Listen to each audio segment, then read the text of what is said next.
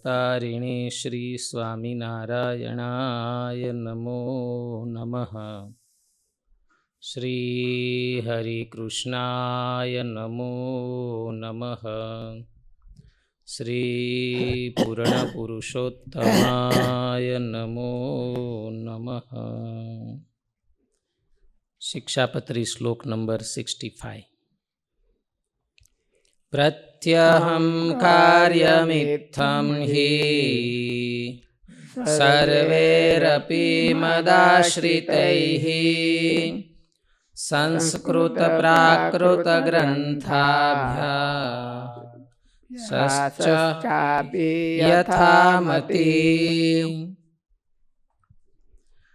અને અમારા આશ્રિત જે સર્વે સત્સંગી, તેમણે જે પ્રકારે પૂર્વે કહ્યું એ પ્રકારે કરીને જ નિત્ય પ્રત્યે કરવું, અને સંસ્કૃત અને પ્રાકૃત એવા જે સદગ્રંથ, તેમનો અભ્યાસ પણ પોતાની બુદ્ધિને અનુસારે કરવો. આ રીતે આગળ શ્લોક 49થી 64 સુધી કહેલું નિત્ય કર્મ મારા સર્વ આશ્રિતોએ પ્રતિદિન કરવું, તેમજ દૈવી વાણી સંસ્કૃત અને પ્રાકૃત અર્થાત લોકભાષામાં રચાયેલ આસ્તિક ગ્રંથોનો અભ્યાસ પોતપોતાની બુદ્ધિને અનુસારે પ્રતિદિન કરવો. કારણ કે તે ગ્રંથોનો અભ્યાસ જ ધર્મ તથા અધર્મના સ્વરૂપનું જ્ઞાન કરાવવામાં મૂળભૂત છે. મહાભારતના રાજધર્મમાં કહ્યું છે કે માણસ પ્રતિદિન જેમ જેમ શાસ્ત્રનું સેવન અધ્યયન કરે છે તેમ તેમ તેને વિશેષ પ્રકારનું જ્ઞાન થાય છે, અને તે પછી તે જ્ઞાનમાં તેને અભિરુચિ ઉપજે છે. ગીતામાં પણ કહ્યું છે, તેથી તારા કર્તવ્ય અને અકર્તવ્યની વ્યવસ્થામાં શાસ્ત્ર જ પ્રમાણરૂપ છે.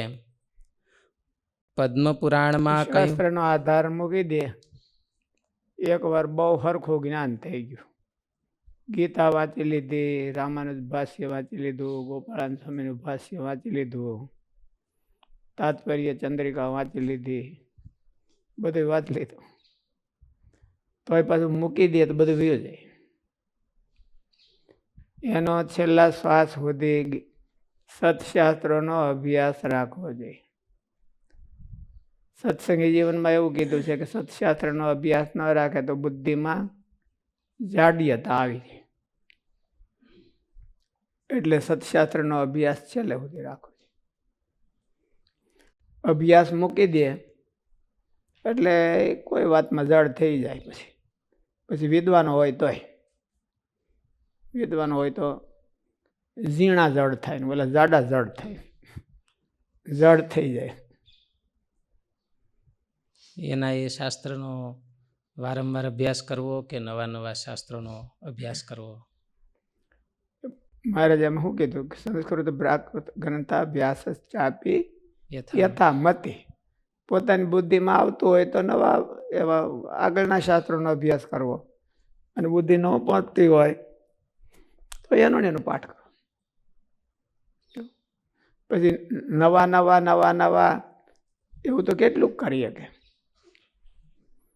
પાછું બહુ નવા નવાની બહુ આશા ઓલી ઈચ્છા નહીં રાખવાની. આમાં શિક્ષાપત્રીમાં જ કીધું બહુન ગ્રંથાના અભ્યાસેત. એકાદશ સ્કંદમાં હોત એવું કીધું. બહુ ઝાઝા ગ્રંથોનો અભ્યાસ ન કરવો, તો એનો અર્થ શું કરવો? એટલે જુદા જુદા બીજા સિદ્ધાંતોના ગ્રંથ ઝાઝા ન સાંભળવા. એક ને એક સિદ્ધાંતમાં તો ઊંડા ઊંડા જ્યાં સુધી છેલ્લા શ્વાસ સુધી કરવો. બહુ હાલો બાઇબલને હોતે જાણ લેવાનું, કુરાનને હોતે જાણ લેવાનું, ઓલાને હોતે જાણ લેવાનું, એવું બહુ ગ્રંથાન ન અભ્યાસ તો એની બુદ્ધિ ડોળાઈ જાય. નાસ્તિકોના ગ્રંથોને સાંભળે અને અભ્યાસ કરે તો એની બુદ્ધિ ડેમેજ તો થઈ જ જાય. એટલે બહુ નહીં કરવાનું. એક લાઈનના ગ્રંથો હોય એનો અભ્યાસ કરવાનો, એમાં ના નહીં. સત્સંગી જીવનનો અભ્યાસ કરવાનો પહેલાં, પછી એની ટીકાનો અભ્યાસ કરવાનો, પછી એની શુકાનંદ સ્વામીએ ટીકા લખી છે એનો અભ્યાસ કરવાનો, ગીતાનો અભ્યાસ કરવો હોય તો ગીતાનો મૂળ કરવાનો, રામાનુજ ભાષ્યનો કરવાનો, પછી તાત્પર્ય ચંદ્રિકાનો કરવાનો, એમાં વાંધો નહીં. એમાં બહુન ગ્રંથાન ન કહેવાય. એટલે એનો ઊંડો ડીપમાં અભ્યાસ કરવો એ બહુન ગ્રંથાન ન કહેવાય. આપણા સંપ્રદાયના સિદ્ધાંતોના ગ્રંથો હોય એનો અભ્યાસ કરવાનો અને એમાં ઊંડો અભ્યાસ કરવાનો અને એમાં છેલ્લા શ્વાસ સુધી એ ગ્રંથોને ભેળા રાખવાના, જીવનમાં મેળવવા હાટું. શાસ્ત્ર પ્રમાણમ એવું ગીતામાં કીધું. ભગવાને અર્જુનને કીધું કે આ મેં બધું તારી આગળ ઢગલો કરી દીધો છે, હવે તને ઠીક લાગે એમ કર. અને સાચું કે ખોટું એને વ્યક્તિ પ્રમાણ કરનારી છે એમ કેમ ન કીધું? નગર આપ્ત પુરુષો પ્રમાણ લઈ આવજે એમ ન કીધું. તર્કો વિભિન્નો શ્રુતિઓ વિભિન્ના નૈકો મુનિર્યસ્ય મત પ્રમાણમ ધર્મસ્ય તત્વમ નિહિતમ ગુહાયામ મહાજનો યેન ગત સપંથા. એટલે એમાં મહાજનોની પાસે જાઓ અને મહાજનો કે એમ કરવું. તો અહીંયા એમ કેમ ન કીધું કે મહાજનો કે એમ કરવું અને શાસ્ત્રો કેમ કરવું? કેમ એવું ન? મહાજનોને પોતપોતાના મહાજનો તો ઘેરે ઘેરે હોય ને પાસે, એટલે જાજા મહાજનો ભેળા થાય એટલે તો કીધું કે તર્કો વિભિન્નો શ્રુતિઓ નૈકો મુનિર યસ્ય મત પ્રમાણમ. એવા મહાપુરુષો કોઈ નથી, બધા હરખા ભેળા મળી જાય એમ. એટલે શાસ્ત્ર છે એ પ્રમાણરૂપ છે, એ ઘડીકે ફરે નહીં. એકવાર લખાણા હોય એ જ લખે. અને મહાપુરુષો તો એની જીવનમાં હોય તો પાછા ઘડીક ફરી જાય એમ. ઘડીક આ બુલેટિન બહાર પડે ને ઘડીક ઓલું બુલેટિન બહાર પડે ને એવું કે બે કેન્સલ ને હવે ત્રીજું બુલેટિન એને ફોલો કરજો, એવું બહાર પાડતા હોય. મહાપુરુષોને ઠેકાણા ન હોય બહુ. એટલે જેવી માર્કેટ એ પ્રમાણે મહાપુરુષો બુલેટિન બહાર પાડતા હોય. શિયાળાની માર્કેટ હોય તો ધાબળાનું બુલેટિન બહાર પાડે, અને ચોમાહાની માર્કેટ હોય તો છત્રીઓ બધા લેવી. એટલે મહાપુરુષો પાછા એવી રીતે હોય. એટલે શાસ્ત્ર પ્રમાણમ, શાસ્ત્રને હારે રાખીને મહાપુરુષને સેન્ટરમાં લેવા, અને એ બે હરખા આવી જાય તો આપણે લાઈનમાં આવી આવવાનું. મહાપુરુષ પ્રમાણે શાસ્ત્રને સમજવાનું કે શાસ્ત્ર પ્રમાણે મહાપુરુષને સમજવાનું? કેમ? શાસ્ત્ર પ્રમાણે મહાપુરુષ, શાસ્ત્રને પ્રમાણે મળતા હોય તો મહાપુરુષ, ને શાસ્ત્ર પ્રમાણે મળતા ન હોય તો મહાપુરુષ કેવી રીતે કહેવાય? મુખ્ય પ્રમાણ કોનું લેવું? હે?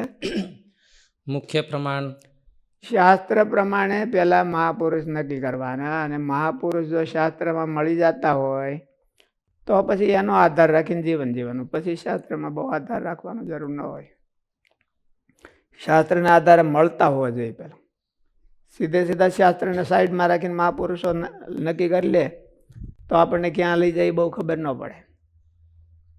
એટલે શાસ્ત્રને ટાઈમે આપણે કેમ હિસાબ મેળવતા રહી, મહિને 6 મહિને 1 ક્વાર્ટર ને 2 ક્વાર્ટર ને 3 ક્વાર્ટર એમ. એટલે ક્વાર્ટરે મેળવતા રહેવાને. કોને? આપણી હારે નહીં, શાસ્ત્રોની હારે. અને એની હારે જો મળી જાય તો પછી પછી શાસ્ત્રોને પૂછવાનું. મહારાજે વચનામૃતમાં હોતે કીધું છે કે શાસ્ત્ર પાસેથી હું યુક્તિ જાણવી અને મહાપુરુષો પાસેથી હું યુક્તિ જાણવી અને પોતાનો વિચાર કેમ કરવો, ત્રણેયનું મિકેનિઝમ કેમ કરવું, એવું મહારાજે કીધું છે. શાસ્ત્રમાંથી હું જોવું અને મહાપુરુષો પાસેથી હું શીખવું અને પોતે એનો હવળો વિચાર કેમ કરવો, એવું મહારાજે કીધું. કે લોહિયામાં કીધું છે? કેમ લોહિયામાં? 8મામાં કે 5માં? હે, લોહિયાના 5માં. 5મા વચનામૃતમાં કીધું છે કે પોતાનો વિચાર કેમ કરવો, શાસ્ત્રમાંથી હું શીખવું અને સંત પાસેથી શું શીખવું. તો શાસ્ત્રમાંથી હું કીધું? ભગવાનને સંતનો મહિમા જાણવો. મહિમા સમજવાનો એટલે લક્ષણ જાણવા અને લક્ષણ જાણીને મહાપુરુષને હારે મેળવવા, અને એમાં પાસ થઈ જાય, મહાપુરુષ થઈ ગયા એટલે પછી એની પાસેથી ઇન્દ્રિયો જીતવાની યુક્તિ અને જીવન જીવવાની યુક્તિ શીખવી, અને પોતાને વિચાર શું કરવાનો, યુક્તિ શીખવાડી હોય એને હવળી, આ પછી એને હવળી લેવાની કલ્યાણને અને પોતાના પ્રેક્ટિકલમાં મૂકવાની. એવું મારે ત્રણેય વાનાને કીધું. એટલે શાસ્ત્રનો જો અભ્યાસ ન કરે તો એની બુદ્ધિ જડ થઈ જાય. એટલે આપણા જૂના સંતો હતા તો એ વચનામૃત લઈને બેઠા જ હોય. વચનામૃત અથવા તો કોઈ પણ શાસ્ત્રો આપણા નિષ્કુળાન કાવ્યની પહેલાં બહુ વંચાતા જૂના. નિષ્કુળાન કાવ્ય કે વચનામૃત કે સ્વામીની વાતો કે બધા શાસ્ત્રો વંચાતા. સત્સંગી જીવન હોય લઈને બેઠા. નારાયણદાસ સ્વામી અભણ હતા પોતે, પણ તો એ બહુ શ્રુત બહુ હતા. સ્વામીની કેસેટમાં કથામાં લખે છે ને સ્વામી કે એ મહાપુરુષને એટલી શ્રદ્ધા હતી સાંભળવાની અને કે મને કથા કરવાની, એટલે અમારે બધા શાસ્ત્રો સાંભળાવ્યા હતા સ્વામીને. અને સ્વામી બહુ રાજી હતા. સાંભળવાની બહુ શ્રદ્ધા હતી એમને, બહુ શ્રુત હતા સ્વામી. માણસ પ્રતિદિન જેમ જેમ શાસ્ત્રનું સેવન અધ્યયન કરે છે તેમ તેમ તેને વિશેષ પ્રકારનું જ્ઞાન થાય છે, અને તે પછી તે જ્ઞાનમાં તેને અભિરુચિ ઉપજે છે. ગીતામાં પણ કહ્યું છે, તેથી તારા કર્તવ્ય અને અકર્તવ્યની વ્યવસ્થામાં શાસ્ત્ર જ પ્રમાણરૂપ છે. પદ્મપુરાણમાં હું ન કરવું શાસ્ત્ર પ્રમાણ છે એવું કીધું. 17મા અધ્યાયમાં ભગવાને કીધું છે.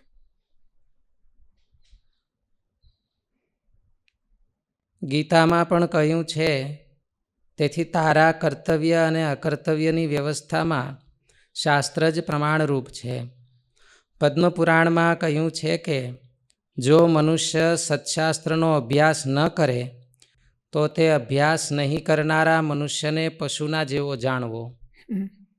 વિદુરજીએ પણ કહ્યું છે કે માણસની લાઈફમાં એ જ વિશેષતા છે કે માણસ કંઈક શીખી શકે છે, પશુ કંઈ શીખતું નથી. તો આખી જિંદગીમાં એવા ને એવા રહે તો પછી માણસ પશુ કહેવાય.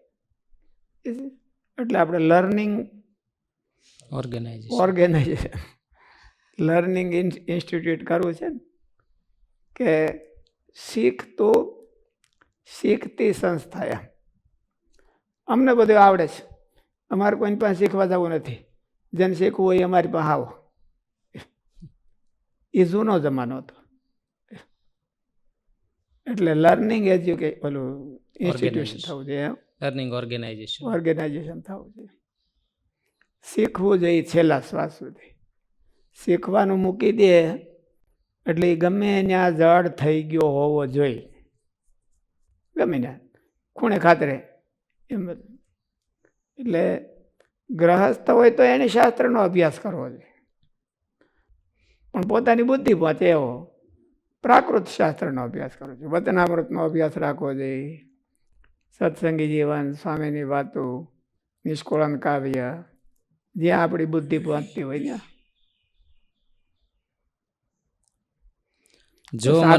સાધુને તો બહુ જ રાખવો જોઈએ. જો મનુષ્ય સત્શાસ્ત્ર, સાધુને તો ભણાવવાનો બેયનો અભ્યાસ રાખવો જોઈએ.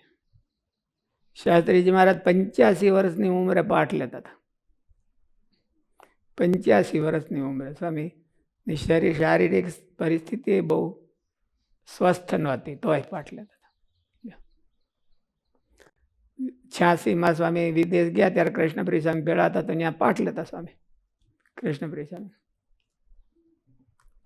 હવે એટલી ઉંમર, અને કેટલી ઉંમરથી શરૂ કર્યું હતું તો 85 વર્ષ સુધી સ્વામી સત્શાસ્ત્રો પોતે વાંચતા તો હોય જ, પણ ભણવું ને ભણાવવું હોતે એનો હોતે અભ્યાસ. એટલે સાધુને તો બે જ હોય, જેટલી વિદ્યા ભણ્યા હોય એટલી બીજાને ભણાવવી એવું કીધું. એટલે ખાલી આ સંસ્કૃત જ એવું કાંઈ નહીં, સ્કિલ શીખ્યા હોય તો બીજાને શીખવાડવી. સ્કિલ શીખ્યા હોય, આપણે શીખ્યા હોય ને પછી બીજાને શીખવાડે નહીં તો ભગવાન છે એ એને માફ ન કરે. વિદ્યા પડી પડી વાંદણી મરી ન જવી જોઈએ, એને કોઈક બીજાના ઉપયોગમાં આવી જવી જોઈએ. જો મનુષ્ય સત્શાસ્ત્રનો અભ્યાસ ન કરે તો તે અભ્યાસ નહીં કરનારા મનુષ્યને પશુના જેવો જાણવો. એને પશુના જેવો જાણવો. કરાવે તો ન કરતો એને મારકણા પશુ જેવો જાણવો. કોઈ કરાવતા હોય ને તો એને આમાં ઢીક મારવા જાય. પશુને એવી ટેવ હોય કે નીણ નાખવા આવે તો મારે, મારકણું હોય એને, બીજાને ન ટેવ. બધા એમ તો પશુઓમાં બહુ માણસ કરતા ઘણા સારા હોય. એને નીણ નાખે કે એને હાથ ફેરવે તો એને કાંઈ ન કરે, બીજો કોઈક આવે તો મારે, એવું કરે. એટલે કેટલાક પશુ તો બધી સારા હોય, અને કેટલાક પશુ નીણ નાખે એને હોતે મારે, એટલે એના જેવો જાણવો.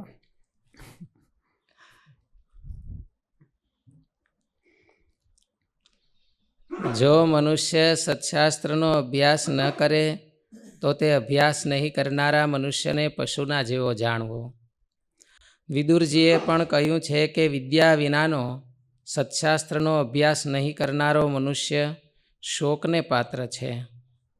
શોચ્ય સ્વામી તો એવું કહેતા નિષ્ક્રિય પુરુષ શોચ્ય, તો આમાં અવિદ્ય પુરુષ અવિદ્ય પુરુષ શોચ્ય. જે અભ્યાસ નથી કરતો, અવિદ્યા એટલે કાંઈ જાણતો નથી, બહુ વિદ્વાન નથી એવું નહીં. જે અભ્યાસ નથી કરતો એનો શોક કરવો કે ઓહો હમણાં ભાઈ વ્યાજ આવવાના અને એક વતનામત પૂરું ન થયું એને,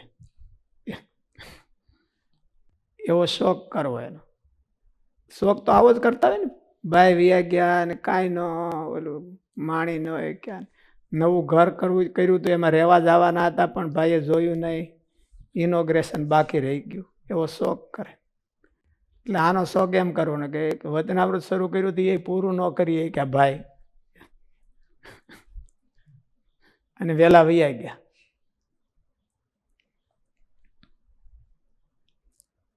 ભાષ્ય. પ્રતિદિન કરવાના કાર્યોમાં વિશેષ કહે છે પ્રત્યહમ ઇતિ. જેને વ્યવહારિક કાર્ય કરવાની આજ્ઞા કરી છે તેવા સમગ્ર અમારા આશ્રિતોએ સવારે બ્રાહ્મ મુહૂર્તમાં ઉઠવાની આજ્ઞાથી લઈ આ કહી રહ્યા છીએ તે બધું તે પ્રમાણે કરવું. કરેલી બધી આજ્ઞાઓ એકદમ નવી કે આધુનિક નથી. વૈષ્ણવ ધર્મનું પ્રતિપાદન કરનારા ઋષિમુનિઓના રચેલા ગ્રંથોમાં તે બધું પ્રસિદ્ધ જ છે. અહીં સુધી જે ઉપદેશની વાત કહી તેની દ્રઢતા કરવા માટે જીવાત્માનું હિત કરનારા જે ગ્રંથો તેમનું અધ્યયન કરવાનું કહે છે. સંસ્કૃતેથી તત્વદર્શી મહાપુરુષોએ દેવભાષા, સંસ્કૃતમાં કે દેશભાષા, પ્રાદેશિક બોલીમાં રચેલા સત્ય, તત્વ અને જીવાત્માના ખરા હિતના સાધનને બતાવનારા ગ્રંથોનો અભ્યાસ કરવો. કેવા ગ્રંથોનો અભ્યાસ કરવો? સત્ય, તત્વ અને જીવાત્માના ખરા હિતના કરનારા. હિતનો એમ તત્વ અને હિત એ બે આવી જતું હોય એવા ગ્રંથોનો અભ્યાસ કરવો. સત હોય, સારા હોય, તત્વનું નિરૂપણ કરનારા હોય અને જીવાત્માનું હિત કરનારા હોય એવા ગ્રંથોનો અભ્યાસ કરો.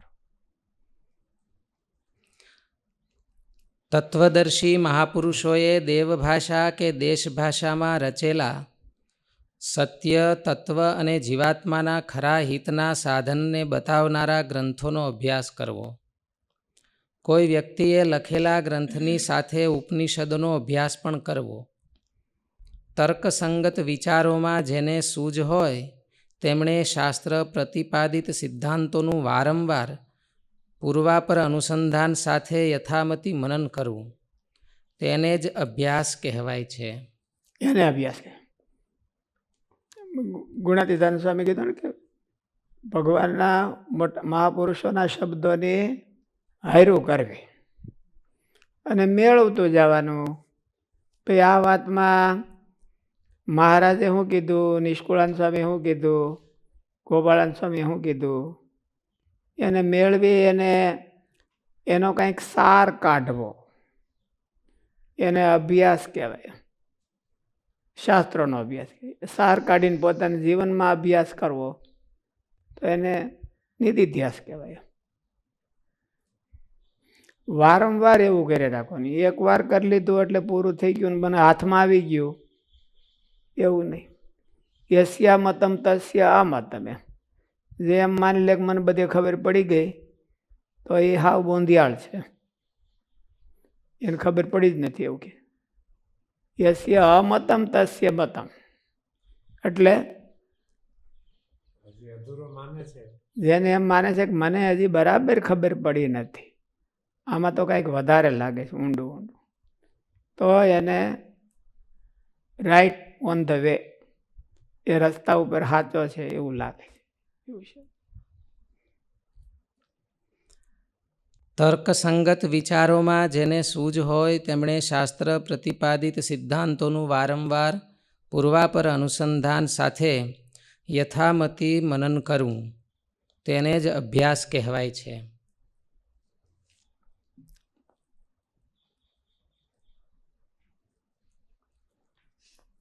શ્લોક નંબર 66. યાદૃશેર્યો ગુણેર્યુક્ત તાદૃશે સતુ કર્મણિ યોજનીયો વિચાર્યેવ નાન્યથા તુ કદાચન. અને જે મનુષ્ય જેવા ગુણે કરીને યુક્ત હોય તે મનુષ્યને તેવા કાર્યને વિશે વિચારીને જ પ્રેરવો, પણ જે કાર્યને વિશે જે યોગ્ય ન હોય તે કાર્યને વિશે તેને ક્યારેય ન પ્રેરવો. ધાર્મિકપણું આદિ જે સદ્ગુણ તે જે મનુષ્યમાં જેવા હોય તેને વિચારીને તેના ગુણોને અનુસારે જ તેને તે કાર્યમાં જોડવો, પણ ઉલટી રીતે ક્યારેય ન જોડવો. યાજ્ઞવલ્ક્ય ઋષિએ કહ્યું છે કે રાજાએ ધર્મના કામમાં ધર્મજ્ઞને મૂકવા, આર્થિક કાર્યોમાં અર્થના નિષ્ણાતોને મૂકવા, સ્ત્રીઓની સુરક્ષા માટે નપુંસકોને રાખવા અને નિમ્ન કાર્યોમાં નીચ માણસોને રાખવા. હે રાજન, ઉત્તમ, મધ્યમ અને કનિષ્ઠ આવા 3 પ્રકારના માણસ હોય છે. તેથી તેમને યથાયોગ્ય ઉત્તમ, મધ્યમ અને કનિષ્ઠ કાર્યોમાં જોડવા. સભા પર્વમાં નારદજીએ કહ્યું છે કે હે ભારત, એનો વ્યત્યાસ કરે તો કામ ન થાય. પાંડવો ઓલા છુપાવેશ માર્યા હતા તો એને બધા હરખા પ્રોપર જગ્યા કરી દીધી. તો યુધિષ્ઠિર મહારાજ હતા એ દ્રુપદ ઓલા વિરાટ રાજાના સલાહકાર થઈ ગયા. તે સલાહ દેવા જતા ભીમને રસોડું આપ્યું. રસોડામાં જો એને બીજે ક્યાંક વ્યવસ્થા કરવી હોય તો તરત બીજેથી ઓળખાય છે કે આ ભીમ લાગે છે. પણ રસોડામાં બધી વ્યવસ્થા કરી લે, કોઈને ખબર ન પડે, બધી કામ આવેલું એમ. એટલે યોગ્ય સિલેક્શન ન હોય તો તકલીફ થઈ જાય. એટલે આ એક વ્યવહાર છે. જે માણસ જે કાર્યમાં યોગ્ય હોય એમાં એને જોડવો તો એને પણ સુખ થાય અને બીજાને પણ સુખ થાય. પહેલા નંબરનો હોય એને બીજા નંબરમાં મૂકે, બીજા નંબરનો હોય એને પહેલા નંબરમાં મૂકે તો શું થાય? શું થાય? પહેલા નંબર વાળો હોય એવી બીજા નંબર વાળો હોય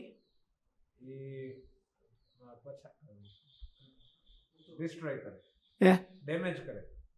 બીજા નંબર વાળો હોય તો એને પહેલા નંબરની જગ્યાએ મૂક્યો એમાં શું વાંધો? ગામ બગાડી નાખે. એટલે ઓઈલો કામ બગાડી નાખે ને ઓઈલો ડેમેજ થઈ જાય. બેમાંથી એક કામ ન કરી શકે. અને ઓલાને પહેલા નંબરને પહેલા નંબરમાં મૂક્યો અને બીજા નંબરને બીજા નંબરમાં મૂક્યો હોય તો બે સક્સેસ થાય અને બેયનું સારું થાય. અને બીજા પરિણામ લેવાવાળા હોય એનું સારું થાય. એટલે જે માણસ જેવો ગુણયુક્ત હોય એને વ્યતિક્રમ ન કરવો. વ્યતિક્રમ એટલે ઊંધા આવડું કરે એટલે બધુંય ખોવે.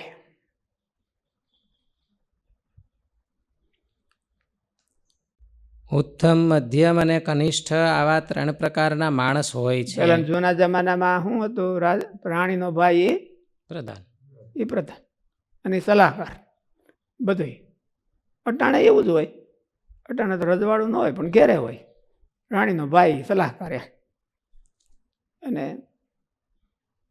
બીજા વળી એ આજુબાજુનો ગોતલી એટલે બધા એ જ કામ હલાવતા હોય. અત્યારની કંપનીમાં એવું ન હોય. અત્યારની કંપનીમાં તેનો છોકરો એનો ઓલો ન હોય. હારો માણસ ગોતે ભાડે લઈ આવે અને છોકરાને સેટો રાખે. બહુ મોટી વર્લ્ડ વાઇડ કંપનીમાં. આપણી ભારતીય કંપનીમાં તો રાણીનો ભાઈ જ હોય.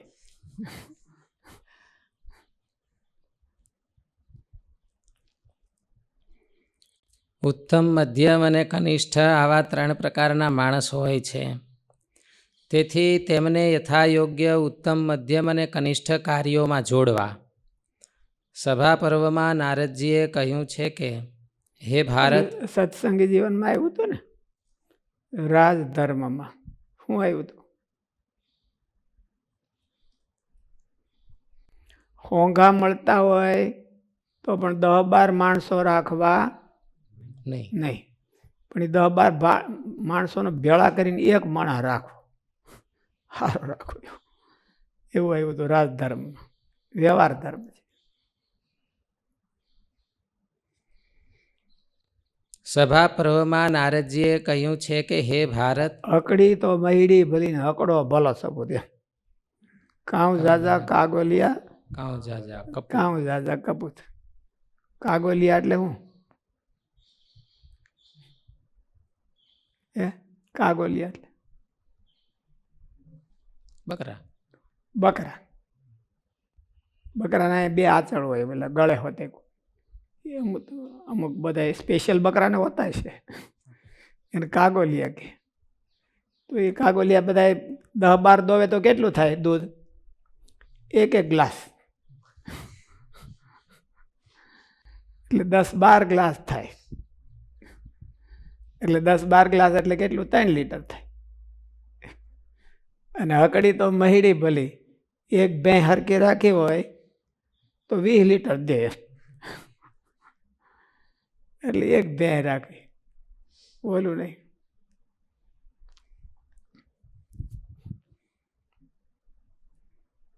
સભા પર્વમાં નારદજીએ કહ્યું છે કે હે ભારત, ઉત્તમ, મધ્યમ અને કનિષ્ઠ આ 3 પ્રકારના પુરુષોને ઓળખીને તેને યોગ્ય કામમાં જ તમે પ્રેરો છો ને? કઈ ભૂલ કરતા નથી ને?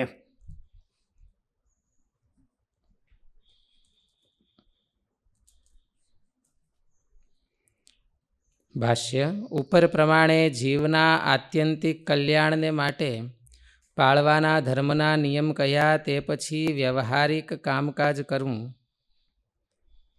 એમ જેની આજ્ઞા આપી તે વ્યવહારિક કામમાં પ્રસંગને યોગ્ય શ્રેયને માટે બતાવે છે. યાદૃશૈહી, જે માણસ જેવા ગુણવાળો હોય તેને તે ગુણને યોગ્ય કામમાં પ્રેરવો, પણ બીજી રીતે નહીં. જો વિચાર કર્યા સિવાય પ્રેરવામાં આવે તો તેવા કામમાં નુકસાન થાય. બધી રીતે તે કામને યોગ્ય સાધન સંપત્તિ હોવા છતાં જે માણસ જે કામને લાયક ન હોય તેને તે કામ કરવાનું કહે તો તેનાથી તે સાધન સંપત્તિનો વિનાશ જ થાય છે. વ્યવહારમાં જોડાયેલાઓએ યોગ્ય અયોગ્ય માણસને ઓળખીને તે પ્રમાણે કામ કરાવવામાં વિવેક રાખવો.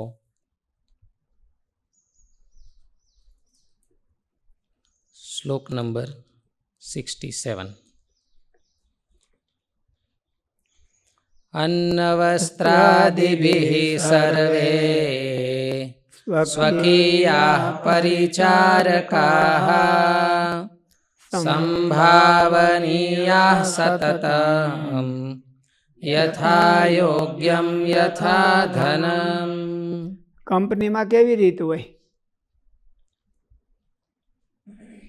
એને બોલો શું કે આગળ લઈ જાય એને પ્રમોશનની કેવી રીત હોય? કામ જોઈને હે એમનું કામ જોઈને આગળ. પરફોર્મન્સ જોઈને. એનું પરફોર્મન્સ કરે છે કે રાણીનો ભાઈ છે? આપણે કેવી રીતે હોય?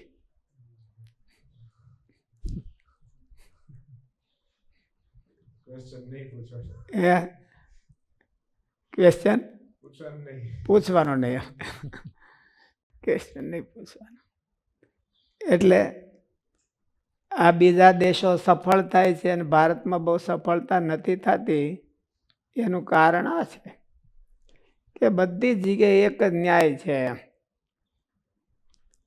અને યોગ્યતાને કોઈ ન્યાય નહીં. બધી જગ્યાએ રાજામાં ઓલ પણ હોય, પ્રધાન હોય ને રાજતંત્ર હાલતું હોય તો ન્યાય એ આવ્યો એટલે એને છોકરાને જલ્દી ગોઠવાનું, એ પછી કાંઈ પ્રજાનું કામ કરવાનું હોય ને છોકરાને કેમ જલ્દી ગોઠવી દેવો, એની ઘરવાળીને કેમ ગોઠવી દેવી. અહીં જો આપણે કેસી સાહેબ આવ્યા છે તો એને જમાય, એને છોકરી, એને છોકરો, કોઈક જેટલા બધા છે એ બધા ગોઠવી ગયા. અને કોંગ્રેસ હતી તો એ બધા ગોઠવી. બીજા કોઈ નરેન્દ્ર મોદીને તો કોઈ નથી એટલે સારું હાલે છે, નથી એટલે સારું હાલે છે. જો હોય તો બધા ગોઠવાઈ જાય. આ ગોઠવે નહીં તો ઓલા જાણે ગોઠવાઈ જાય. વાહે હોય ને એ બધા ગોઠવાઈ જાય એટલે હરખું હાલે નહીં. અને ઓલા ક્લિન્ટનની ઘરવાળી બહુ સ્ટ્રોંગ હતી તો એ ગોઠવી ન ગયો એને, વાહેતી ને ન ગોઠવી ગયો એટલે એનું હરખું હાલે છે. આ બધું હોય એટલે હરખું ન હાલે. આપણે એની ક્વોલિફિકેશન જોઈને પછી જો માણસને હોય તો કંઈ વાંધો ન હોય તો સારું હાલે. રાઈટ પીપલ છે એ કલ્ટિવેટ થાય છે કે હાયર? શું કીધું? રાઈટ પીપલ છે એ નવા કલ્ટિવેટ થાય છે કે સીધા રાઈટ હોય ને હાયર કરવાના હોય છે? રાઈટ કોઈ થોડા જન્મે એમ તમે કહો છો ને. કલ્ટિવેટ એટલે શું? બને. બનો. તો રાઈટ પીપલ કોઈ જન્મતા હોતા નથી, એને રાઈટ લાઈનમાં થવું પડે છે. જન્મા હોય એવા તો 5% અને 95% થાય. અત્યારનું સાયન્સ એવું કહે છે, સાયન્ટિફિક મેનેજમેન્ટ છે ને એ એવું કહે છે કે જીનિયસ માણસો જન્મે છે કે થાય છે? જન્મે છે કે થાય છે? જીનિયસ થાય છે. જન્મે ખરા પણ જન્મે એવા 5% જ હોય. નેપોલિયન બોનાપાર્ટ ને એવા બધા ચર્ચિલ ને ગાંધીજી ને એવા જન્મા હોય એવા તો 5% હોય, પણ થાય ખરા. તો એટલે આપણે પ્રોસિજર કહી છે ને, જીનિયસ કેમ થાય? પોતાનો એફર્ટ હોય એના કરતાં 5-10% વધારે લગાવી દે અને ઝાઝો ટાઈમ લગાવી દે, લોંગ લાઈફ, અને રસપૂર્વક લગાવી દે એટલે એનામાં જીનિયસ પરિણામ આવવું જ જોઈએ.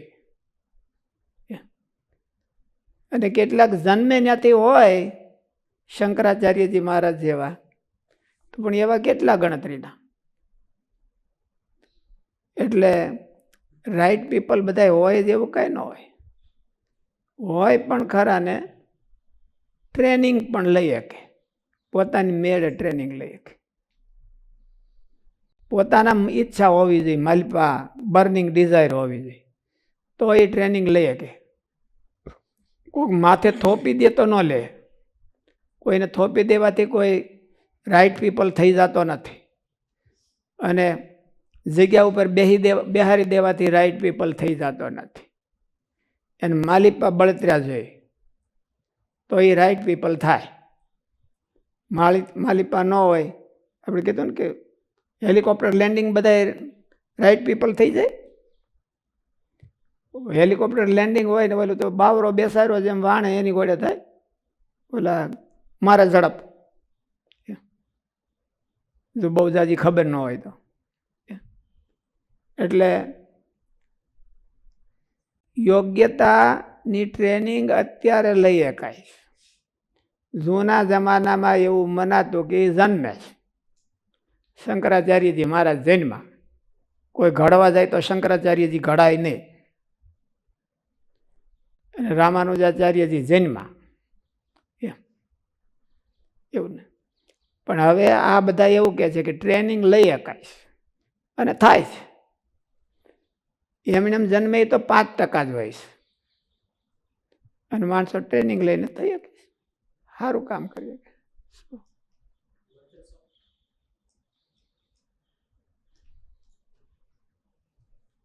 મંત્ર સ્વામીનો પ્રશ્ન છે કે કોઈને પ્લેટફોર્મ આપવા ફર્સ્ટ નંબર પર મૂકવા હોય તો ઘણીવાર એવું જોવા મળે છે કે આવડત ના હોય તો પણ પ્લેટફોર્મ મળે પછી બધું શીખી લે છે. તો ક્યારેક શીખે અને ક્યારેક ન કરી શકે ત્યારે ડિમોટિવેટ થાય. માટે કેમ કરવું? ન શીખે ત્યારે ડિમોટિવેટ થઈ જાય. ડિમોટિવેટ થઈ જાય. ડિમોટિવેટ થઈ જાય તો એને શું કરવું એમ? તો ડિમોટિવેટ થઈ જાય તો આપણે એને સાઈડમાં રાખવા પડે. ડિમોટિવેટ થઈ જાય તમે એક માણસને મૂક્યા અને યોગ્ય પ્લેસ ઉપર, અને એમાં એનું પરફોર્મન્સ કાંઈ ન હોય તો શું કરવું? સાઈડમાં કરવા. સાઈડમાં મૂક્યા છે છૂટક્યો જ નહીં. અને કાં તમે બધા એનું પરફોર્મન્સ છે એ માઇનસ કરી દો, અને કાં તમે એને ઓલું કરો. બીજું કંઈ ઉપાય નથી. એક જણો ફાસ્ટ જાય છે ને એક જણો ધીરો હાલે છે, તો બેમાંથી બેનું મેચિંગ કરવું હોય તો ઓલો ફાસ્ટ વાળાને કાં માઇનસ કરો અને કાં આને થોડોક ધકાવો. એટલે આ ધકાવાય એમ ન હોય તો પછી એને સાઈડમાં જોડીને પાછું બીજો લઈ લેવો, છોડીને બીજો લઈ લેવો, એમ કરવું પડે. બીજું કે રાઈટ પીપલને હાયર કરવા કે રાઈટ પીપલને બનાવવા? બે કરવાના. બનાવવાથી થતા હોય તો હાયર નહીં કરવાના. હા, બનાવવાથી જો થતા હોય તો હાયર શું કરવાના? મફત મળતા હોય તો કોણ પૈસા ખર્ચે? એટલે જો બનતા હોય તો તમારે અહીંયા પ્રિન્સિપાલની જગ્યા મળી અને તમે એ અંદરના શિક્ષકમાંથી સિલેક્ટ કરો, એ તમને વધારે ફળ આપશે કે બીજા હેલિકોપ્ટર લેન્ડિંગ કરો એ ફળ વધારે આપશે? કોણ આપે?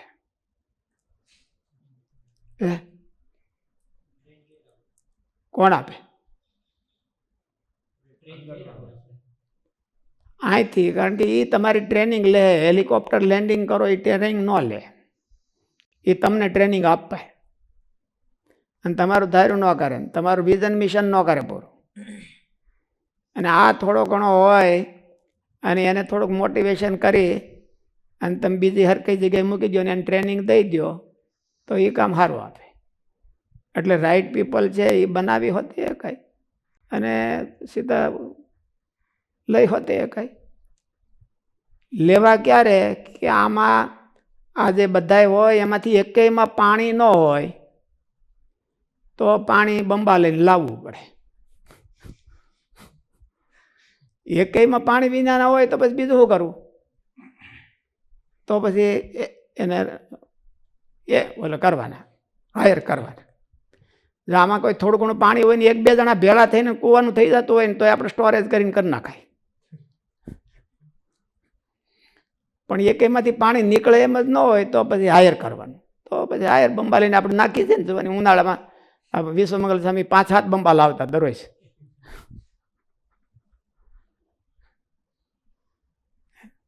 ઘણી વખત ટ્રેનિંગ આપવામાં ટાઈમ લાંબો થઈ જાય, 3-4 વર્ષ થઈ જાય. તો શું કરવું? હાયર કર્યો હોય તો કામ ચાલુ થઈ જાય. હાયર કર્યો હોય તમારી ટ્રેનિંગ લે નહીં. હાયર કર્યો હોય ને લે તો બહુ સારી વાત કહેવાય, અને તો એમાં કંઈ વાંધો નહીં. એને માટે તમે ખર્ચો કરો તો એ ખોટો નહીં. પણ ટ્રેનિંગ લે તો. આપણું વિઝન મિશન છે એ જળવાવું જોઈએ તો વાંધો નહીં.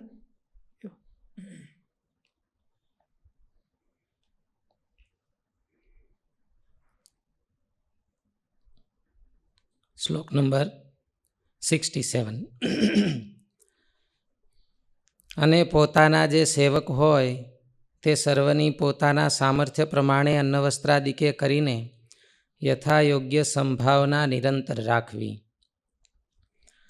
પોતાની સેવા ચાકરી કરનારા જે નોકર ચાકર અને પોષ્ય વર્ગ તે બધાને અન્ન વસ્ત્ર રસ અને ઔષધ વગેરે આવશ્યક વસ્તુઓ આપીને પોતાની ધન સંપત્તિ પ્રમાણે યોગ્ય રીતે નિરંતર તેમની સંભાવના કરવી, સંભાળ રાખવી, પણ દુઃખી કરવા નહીં. તેમાં સ્કંદ પુરાણના કાશી ખંડમાં નવને પોષ્ય વર્ગમાં ગણાવ્યા છે. જેમ કે માતા પિતા ગુરુ પત્ની પોતાના સંતાન પોતાને આશરે જીવન નિર્વાહ કરનાર અતિથિ કોઈ શરણે આવેલ અને નિત્ય હોમ માટેનો અગ્નિ આ નવ પોષ્ય વર્ગ છે. આ પોષ્ય વર્ગનું ભરણ પોષણ ન થાય તો પ્રત્યવાય લાગે છે. પોતાના સ્ટેટસ પ્રમાણે એનું ભરણ પોષણ કરવું. પોતાની પાસે સગવડતા હોય અને ઘરના બૈરા છોકરાઓ કૂચે મરતા હોય તો એ બરાબર ન કહેવાય.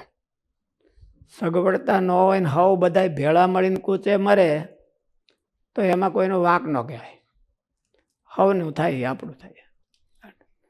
પણ સગવડતા હોય ને એ કૂચે મરે તો એને પોષ્ય વર્ગનું પોષણ ન કર્યું કહેવાય.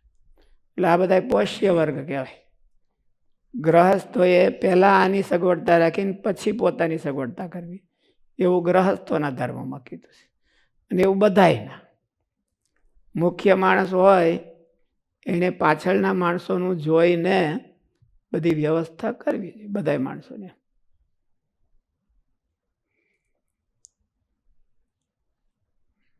આ પોષ્ય વર્ગનું ભરણ પોષણ ન થાય તો પ્રત્યવાય લાગે છે. આ એ મોટે ભાગે મુખ્ય માણસની જવાબદારી આ શ્લોક કીધો. એ મુખ્ય માણસને રોલમાં વધારે આવે છે. ઘરમાં મુખ્ય માણસ હોય, સંસ્થામાં મુખ્ય માણસ હોય, ઇવન રાજા હોય તો એને પોતાની સગવડતા પછી કરે. આ પોષ્ય વર્ગનું ભરણ પોષણ ન થાય તો પ્રત્યવાય લાગે છે. તે સ્કંદ પુરાણમાં કહ્યું છે, પોષ્ય વર્ગનું ભરણ પોષણ પ્રત્યક્ષ તથા અપ્રત્યક્ષ ફળને આપનારું છે. જો ભરણ પોષણ કરવામાં ન આવે તો દોષ લાગે છે. માટે તે ભરણ પોષણ કરવું. પ્રત્યક્ષ ફળ હું ઘરમાં ગડબડાટ કરી મૂકે બધા કંકાશ. બધી ગડબડાટ કરી મૂકે અને બળવો કરે જાજો. અને પરોક્ષ વતે મા બાપનું પોષણ ન કરે તો એને પરલોકમાં પાપ થાય.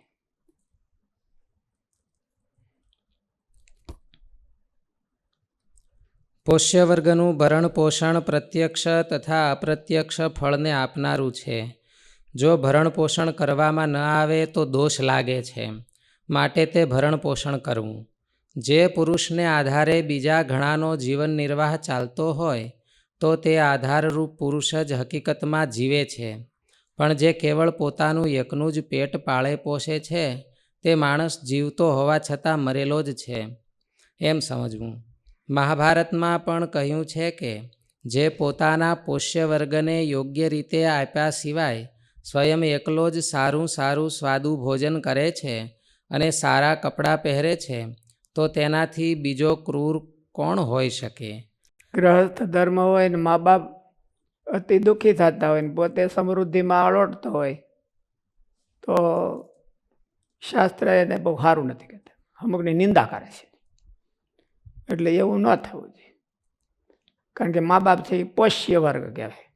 પોષ્ય વર્ગ ક્યારે કહેવાય કે એ કમાતા ન હોય ને આની કમાણી ઉપર નભતા હોય. એટલે એ બધા પોષ્ય વર્ગ કહેવાય, પોષણ કરવા યોગ્ય. જો એ કમાતા હોય તો આપણે સામે શું કરવાનું જોવે, તો એ પોષ્ય વર્ગમાં ન રહે. એટલે આની કમાણી ઉપર આધાર રાખતા હોય અને આની સામું જોઈને બેસતા હોય તો એ બધા પોષ્ય વર્ગમાં ગણાય.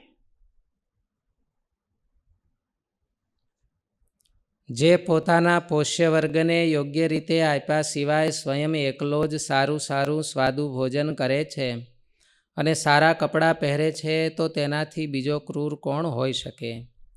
મહાભારત શાંતિ પર્વ રાજધર્મમાં કહ્યું છે કે ક્રોધ ન કરવો, સાચું વચન બોલવું, યોગ્ય રીતે પોષ્ય વર્ગને આપીને પોતે વાપરવું, ક્ષમા દયા રાખવી, પોતાની પત્નીમાં જ સંતાન મેળવવું, બાહ્ય અને હૃદયની પવિત્રતા, કોઈ પણ પ્રાણીનો દ્રોહ ન કરવો, મન વાણી અને વર્તનની એકતા અને પોતાના પોષ્ય વર્ગનું ભરણ પોષણ કરવું, આ 10 પ્રકારની ફરજ બધા જ વર્ણોની એક સરખી છે.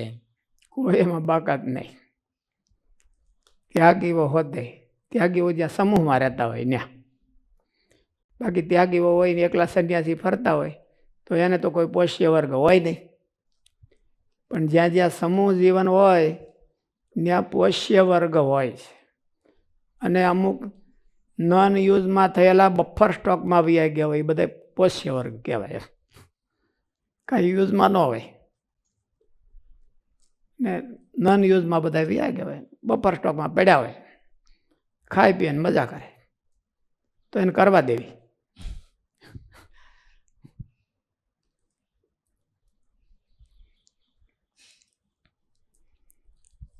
ભાષ્ય. પોતાની કે પોતાના પરિવારની સેવા કામકાજ કરનારા જે નોકર ચાકર વગેરે સેવા કરનારા સેવકો હોય, પહેલાં તો રાજા મહારાજા અને ધનવાન માણસો હતા તો પરંપરાથી એની સેવાઓ કરતા હોય. તો એ બધા એના મા બાપની સેવા કરી હોય ને પછી આ છોકરાઓ હોય તો એની સેવા કરતા હોય ને આખું કુટુંબ એની સેવામાં હોય તો એ બધા પોષ્ય વર્ગ કહેવાય. એનું એને ધ્યાન રાખવું જોઈએ. એના ઘેરે કાંઈક લગ્ન હોય, પ્રસંગ હોય તો એને હરખો કરાવી દેવો, એવું બધું. અને એ કેપેબલ હોય ત્યારે જ એ રાખે ને, નકર તો પોહાય એમ હોય તો ન પોહાય એવું હોય તો રાખે નહીં. પોતાની કે પોતાના પરિવારની સેવા કે કામકાજ કરનારા જે નોકર ચાકર વગેરે હોય તેમને અન્ન વસ્ત્રાદિકે કરીને રાજી રાખવા. ઘરધણીમાં મદદગારોને સાચવી લેવાનું ચાતુર્ય હોય તો તે મહાન ગુણ છે. આ બહુ મોટો ગુણ છે. કેવો ગુણ? ઘરધણીમાં મદદગારોને સાચવી લેવાનું ચાતુર્ય. પોતાના કામમાં મદદ કરનાર હોય એને ખુશ રાખવા, થોડાક સાચવી લેવા, એને ટાઈમે ટાઈમે સાચવી લેવા, એ એક મોટી કુનેહ છે. પણ સિદ્ધાંત પ્રમાણે ન ચાલતા હોય તો ન કરીએ કાંઈ. પણ એક કુનેહ છે શું કે હારા માણસોને સાચવી લે એટલે હારા માણસો ડીમ ડીમ મને કરવા, ડીમ ડીમ ઘોષ કે એટલે એ કંઈક બહુ હારા પછી ઓલા નબળા હોય ને એ કાં ખાઈ જાય કે આમાં આપણું કાંઈ ચાલશે નહીં એટલે ખાઈ જાય ઓટોમેટિક. જો સમાજ બહુ હારો થઈ જાય તો નબળા જગ્યા દઈ દે, અને નબળા જ્યાં જ્યાં ભેળા થઈ જાય તો એટલે હારા જગ્યા દઈ દે. બે ભેળા એમને ખંડાઈ દેવું ન હોય, બેમાંથી એક જગ્યા દઈ દેતા હોય. એટલે જો આ હોશિયારી હોય ને હારા માણસો જાજા ભેળા કરી દે તો પછી નબળા હોય ભાઈ કાં ખાઈ જાય કાં બહુ એના બધાનું પોષણ કરવું એ સંસ્થાના હિતમાં પોષણ કરવાનું હોય. કોઈ પણ સંકુલ હોય એના હિતમાં પોષણ કરવાનું હોય, અને એનું પોષણ કરે એટલે સંકુલનું પણ સારું થાય. એટલે સંકુલને જ બેઠા બેઠા ખોદતા હોય તો એનું પોષણ કરવાની જરૂર ન હોય. ઘરધણીમાં મદદગારોને સાચવી લેવાનું ચાતુર્ય હોય તો તે મહાન ગુણ છે. આ બધી માનો કે આપણે રાજા રજવાડાઓમાં સાંભળતા હોઈએ છીએ. દશરથ મહારાજાના સેવક હતા, એ પાછા એના એ રામચંદ્રજી ભગવાનના સેવક થયા. સુમંત મહારાજ હતા, એ બધા રાજકુમારોની હોતે સેવા હતા. પણ એ બધા વફાદાર કુટુંબો હતા, અને રાજને વફાદાર હોય. રાજને વફાદાર હોય એટલે રાજાએ એનો પોષ્ય વર્ગ બની જાય ને એને સાચવવા જોઈએ. અને એ બધા પ્રાણને ભોગે રાજના વફાદાર હતા. એવી રીતે કોઈ કુટુંબને વફાદાર હોય પ્રાણને ભોગે તો એને સાંભળે. આ બધા સગવડતા વાળાઓની આમ કે વાત છે. મજૂરીએ જઈને હાંજે લઈ આવીને ખાતો હોય એને બીજા ત્યાં કોણ બીજા વફાદાર માણસો બીજા હોય અને એને કોનું ઓલું કરવું પડે? તેને ઘરવાળાનું છોકરાનું પોષણ કરવાનું. એને વફાદાર હોય એટલે એનું ધ્યાન રાખવાનું હોય. પણ જે આખા કુટુંબોને નભાવતા હોય એ બધા સગવડતા વાળાની વાત હતી. ગરધણીમાં મદદગારોને સાચવી લેવાનું ચાતુર્ય હોય તો તે મહાન ગુણ છે. અને તે પારકા માણસ પાસે પણ પોતાનું હિત કાર્ય કરાવી શકે છે. શ્રીહરિ કહે છે કે એવો ગુણ તો દુર્યોધનમાં હોતે હતો. દુર્યોધનમાં સારો ગુણ હતો એવો. જો કર્ણને તરત જ એની મિનિટે કહી દીધું કે આ રાજ હું એને આપી દઉં છું અને પોતાના ફેવરમાં કરી લીધો. હતો તો પાંડવોનો ભાઈ તોય.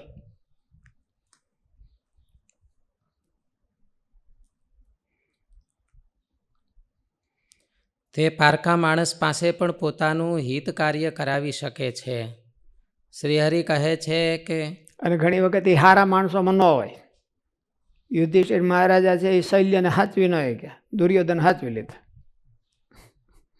અને દુર્યોધનને કામ આવ્યો મરાવામાં. ઓલી 10 અક્ષયણી સેના હતી ને 11મી એને કરીને એટલે 11 કામ આવી ગયા. પણ એ દુર્યોધને એને લઈ આવ્યો એ એની કુને હતી અને શેની કુને સાચવવાની.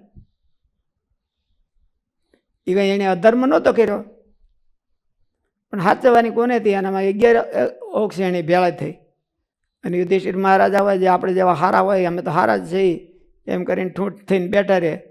કોઈને સાચવે નહીં તો આવે નહીં આપણી પાસે કોઈ.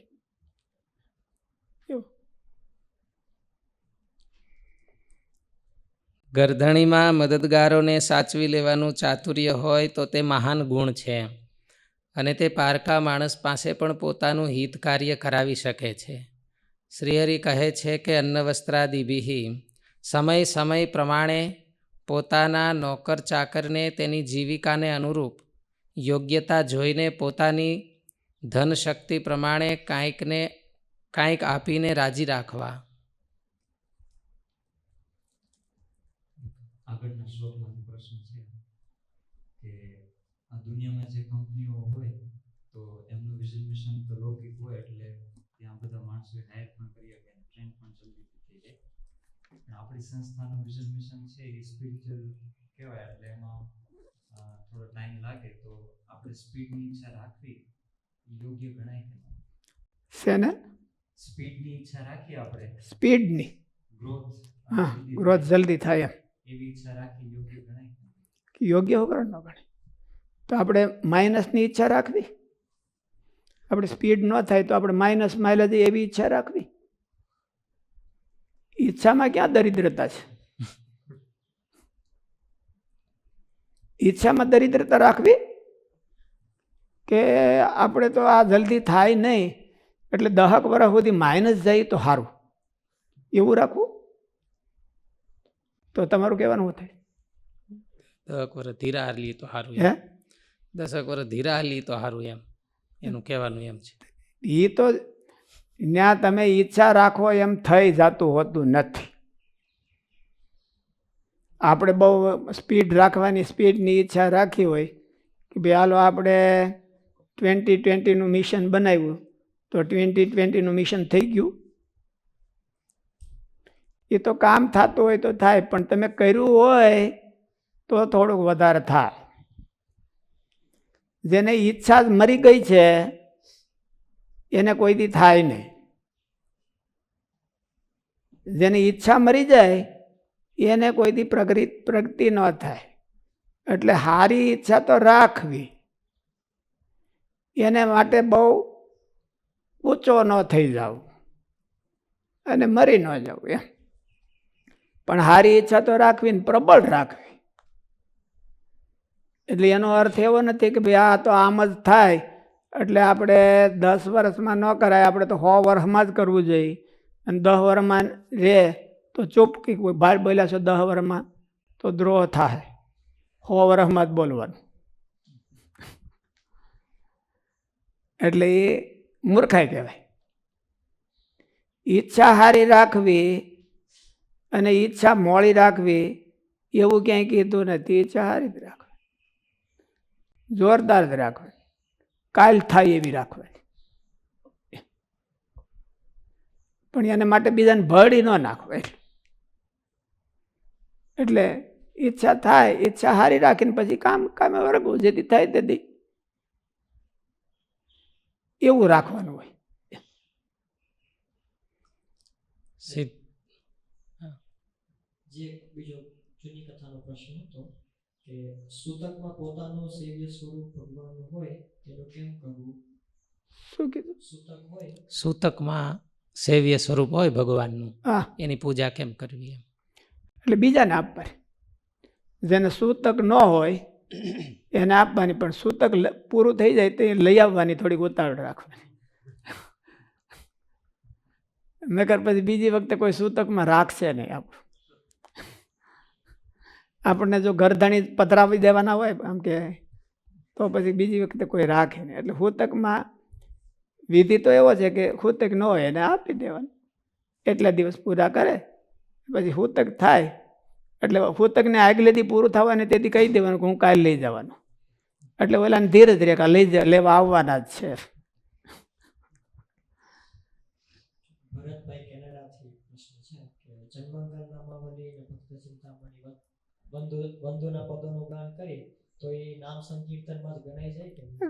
નામ સંકીર્તનમાં કીર્તન ભક્તિ છે ને, એ કે વંદોના કીર્તન જ છે, એટલે કીર્તન ભક્તિ ગણાય. એક સિદ્ધાંતો અને વિઝન મિશન છે, એનો પ્રચાર પ્રસાર છે એ પોતે અનુષ્ઠાન કરે એનાથી વિશેષ થાય છે કે બીજાને ટ્રેનિંગ આપે એનાથી વિશેષ થાય છે? પ્રભાવ શેનો વધારે છે? વિઝન મિશનનો પ્રભાવ શેનાથી વધારે? એમ સિદ્ધાંતો હોય શેનાથી? તમે કહો છો શું થાય? ડેપ્થ છે એ પોતાના લાઈફથી આવે છે, લાઈફથી આવે, પણ વિડ્થ છે ગ્રોસ છે એ ટ્રેનિંગ. એ તો આયોજનથી આવે છે. ગ્રોસ છે એ પોતાનું જીવન ભલે ને હોનાનું હોય તો ગ્રોસ કરવો હોય તો એને આયોજન કરવું પડે. અને ઊંડાઈ છે એ આયોજનથી ઊંડાઈ ન આવી જાય. ઊંડાઈ છે એ લાઈફથી આવે. એવું થાય. એટલે ક્વોલિટી છે એ લાઈફથી થાય, ક્વોન્ટિટી છે એ આયોજનથી થાય. એટલે ક્વોન્ટિટીનું આયોજન કરવું પડે કે ભાઈ આને ક્વોન્ટિટી કેમ વધારવી, અને ક્વોલિટી છે પછી એમાં ને એમાં સંશોધન કરે, એમાં ને એમાં વધારે પ્યોરિફાય કરતા જાય, વધારે પ્યોરિફાય કરતા જાય તો ક્વોલિટી થાય. એટલે બે એકબીજાને ડિપેન્ડ છે. ક્વોલિટી એમાં 5 ક્વોલિટી હોય અને 100ની ક્વોન્ટિટી હોય તો 5 નમૂના હોય એ ક્વોલિટીને ક્વોન્ટિટીને મળે વધારવા કે આમાં તો આવા સારા નમૂના છે, હાલો આપણે જઈએ, તો એ 100માંથી 500 થઈ જાય. અને 500 હોય ને એમાં પછી થોડુંક એનાલિસિસ મને કરવા કે હાલો ગ્રુપ મને કરવા કે આ ક્વોલિટી નંબર 1 કોણ, એટલે પેલા 500 ને વિચાર થાય કે આપણે આગલી ક્વોલિટીમાં જાય. એટલે બે એકબીજાને ડિપેન્ડ હોય. ઝાઝી ક્વોન્ટિટી વિના સારી ક્વોલિટી મળે નહીં. સારી ક્વોલિટી ગોતવા જવી હોય તો 2-5માંથી ક્યાંથી મળે? કોઈક જન્મે વાત જુદી છે, નકર 2-5માંથી સારી ક્વોલિટી ન મળે. 1000માંથી ગોતવા જાઓ અને એમાંથી જે ક્વોલિટી મળે એ 2-5માંથી ક્યાંથી મળે? એટલે ક્વોન્ટિટીમાંથી ક્વોલિટી બે દ્રષ્ટિ હોવી જોઈએ. ટોપ લેવલની એ બે દ્રષ્ટિ હોવી જોઈએ કે આમાંથી ક્વોન્ટિટી થઈ તો ક્વોલિટીમાં ધ્યાન રાખવું, અને ક્વોલિટી થઈ તો ક્વોન્ટિટીમાં ધ્યાન રાખવું. ક્વોલિટી થઈ ગઈ તો ક્વોન્ટિટી કેમ વધારવી અને યોગ્ય એક માણસ છે એ ગ્રહસ્થ ધર્મ, શાસ્ત્રીજી મહારાજ એવા કહેતા હતા. શાસ્ત્રીજી મહારાજ ક્વોલિટી હતા. એટલે એવું કીધું કે હું જો ગ્રહસ્થ ઘેરે હોત તો બહુ થાત તો શું કરત, ગામનો સરપંચ થાત. આટલી ક્વોન્ટિટી ક્યાંથી મળત? એટલે ક્વોલિટી હોય તો એને ક્વોન્ટિટીની જરૂર હોય, અને ક્વોન્ટિટી ભેળી થઈ જાય તો હાવ કચરો ન થઈ જાય, એમાંથી ક્વોલિટી હોતી થોડીક તારવવી અને એનું એનાલિસિસ કરવું, એને ગ્રુપ પાડવા, અને ગ્રુપ પાડી અને એમાંથી ક્વોલિટી તારવવી. અને ક્વોલિટી જો તારવશે તો આખી ક્વોન્ટિટી એ તરત જ એનો ગ્રેડ ફરી જાય. એને એમ થાય કે આદર્શ થાય ને કે આવું આપણે થવાનું છે. એટલે બે જોઈએ, જે હોય એના કરતાં ઓપોઝિટ ક્રોસ થિંકિંગ હોવું જોઈએ. ક્વોન્ટિટી વધારે થઈ ગઈ હોય તો હવે ક્વોલિટી કેમ કરવી? એવી ક્વોલિટી આપણી પાસે છે તો હવે આ ક્વોન્ટિટીને આનું ઝાઝી ક્વોન્ટિટી લાભ કેમ લે? એનું ક્રોસ થિંકિંગ કરો. પૂરું થયું. સહજાનંદ સ્વામી સ્વામી મહારાજ. મહારાજની જય.